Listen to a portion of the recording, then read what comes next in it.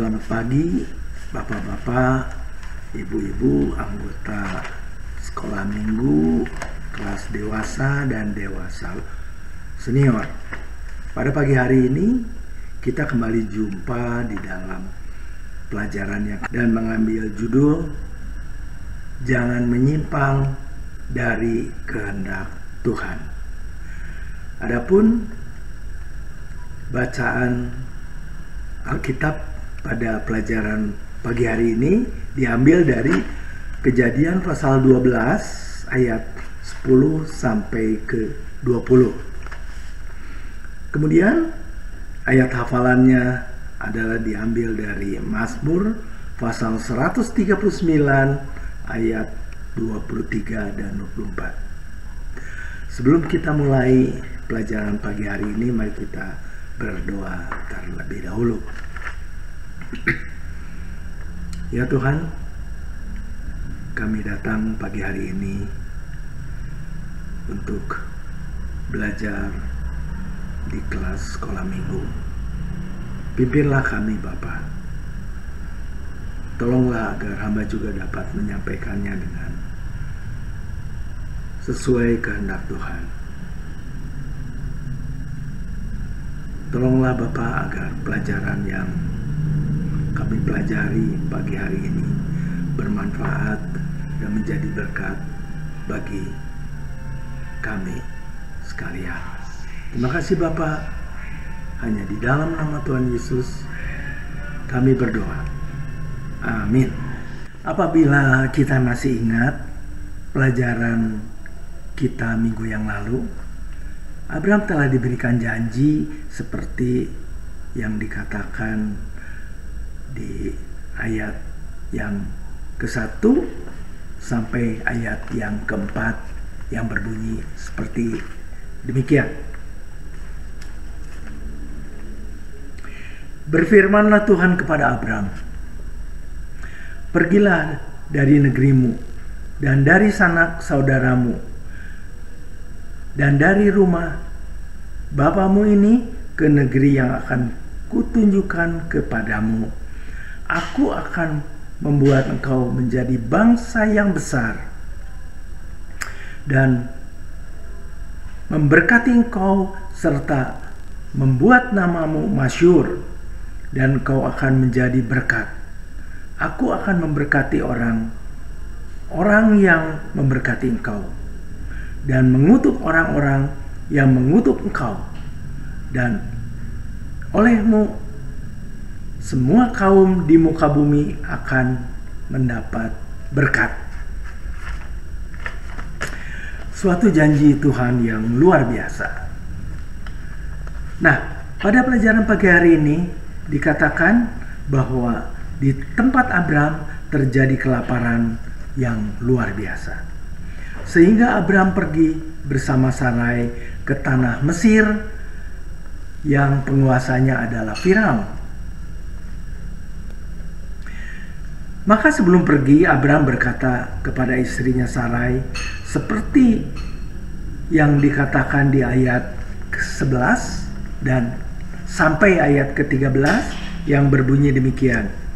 Pada waktu ia akan masuk ke Mesir, berkatalah ia kepada Sarai istrinya, "Memang aku tahu bahwa engkau adalah seorang perempuan yang cantik parasnya.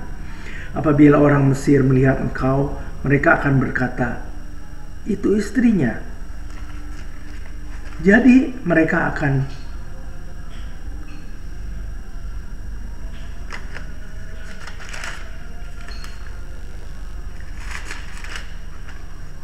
membunuh aku dan membiarkan engkau hidup.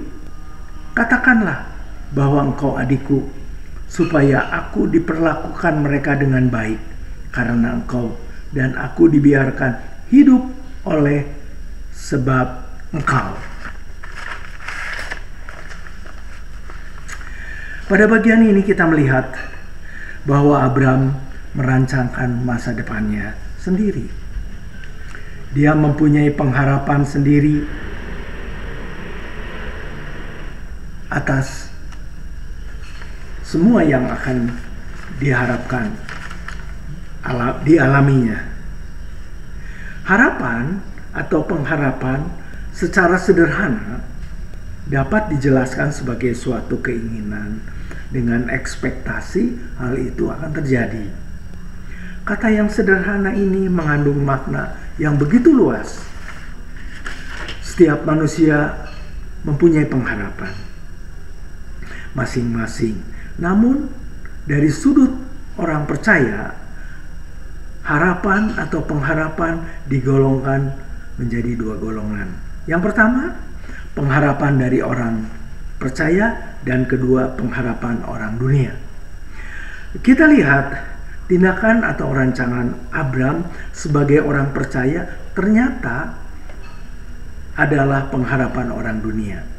Hal ini terlihat dari ketakutan Abram atas kematian, sehingga mengorbankan atau berlindung atas keberadaan Sarai yang berparas cantik.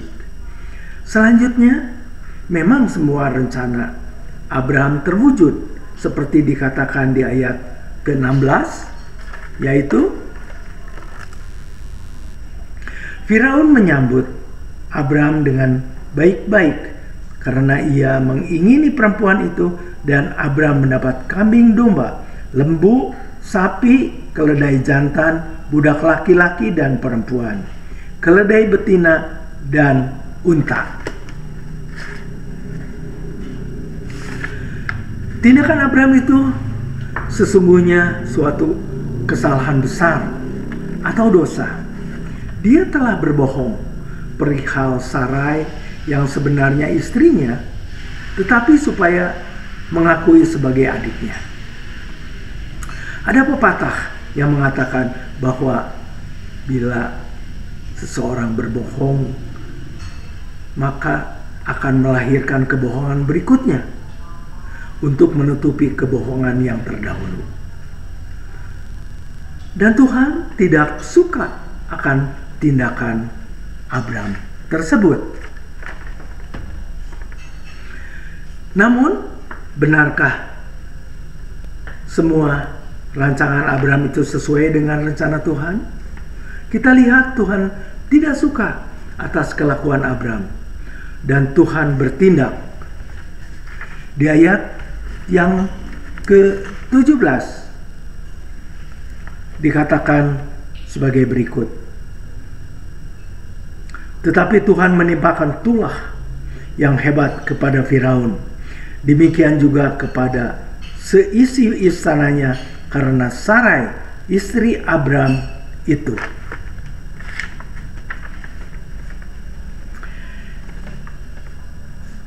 Dan selanjutnya, akibatnya Firaun memanggil Abraham. Kita baca di ayat yang ke-18. Lalu Firaun memanggil Abraham serta berkata, "Apakah yang kau perbuat ini terhadap aku? Mengapa tidak kau beritahukan bahwa ia istrimu? Mengapa engkau katakan ia adikku, sehingga aku mengambilnya sebagai istriku?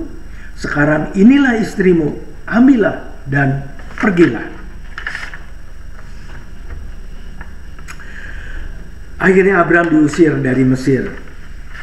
Dalam kehidupan kita, orang percaya, kita menjalani semuanya itu dengan iman. Tuhan tidak pernah ada janji untuk kita selalu dijauhkan dari kesulitan ataupun penderitaan. Namun satu hal yang pasti, bahwa orang percaya akan disertai Tuhan untuk memampukan kita lepas dari semua kesulitan yang kita alami. Sehingga kita akan beroleh pengalaman indah atas penyertaannya. Dengan demikian, maka iman kita akan terus bertumbuh untuk mengalami dan menerima janji Tuhan seperti yang dijanjikan kepada Abraham. Pertanyaannya sekarang, apakah kita boleh merencanakan atau merancangkan masa depan kita? Jawabannya adalah harus. Mengapa? Karena bila kita merancangkan masa depan, akan menjadikan kita lebih optimis dan kita punya tujuan. Namun, jangan lupa untuk membawa Tuhan melalui Roh Kudus yang ada dalam hati kita, sehingga Tuhan bisa mendampingi kita di dalam rancangan tersebut. Jangan seperti Abraham yang menyimpang. Saya akan mengutip kitab Yesaya pasal 32 ayat 17 yang berkata, "Di mana ada kebenaran, di situ akan tumbuh damai sejahtera. Dan akibat kebenaran ialah ketenangan dan ketentraman selama-lamanya." Jadi, sekali lagi, jangan menyimpang dari kehendak Tuhan. Lalu ayat hafalan pagi hari ini dari Mazmur pasal 139 ayat 23 dan 24 berbunyi demikian. "Selidikilah aku, ya Allah, dan kenalah hatiku. Ujilah aku dan kenalah pikiran-pikiranku. Lihatlah apakah jalanku serong, dan tuntunlah aku di jalan yang kekal." Demikianlah seluruh pelajaran pada pagi hari ini. Kiranya menjadi berkat bagi kita sekalian. Terima kasih Bapak atas penyertaan Bapak bagi kami untuk belajar sebagian dari firman-Mu. Tolonglah Bapak agar kami dapat melakukannya dengan baik. Juga kami serahkan kepada Bapa semua diskusi-diskusi yang akan diadakan oleh anggota sekolah minggu di kelas masing-masing, sehingga mencerminkan kehendak Bapa yang harus kami patuhi, dan kami boleh menikmati seluruh janji-janji Tuhan bagi kami. Terima kasih Bapa atas penyertaan-Mu. Di dalam nama Tuhan Yesus kami berdoa. Amin.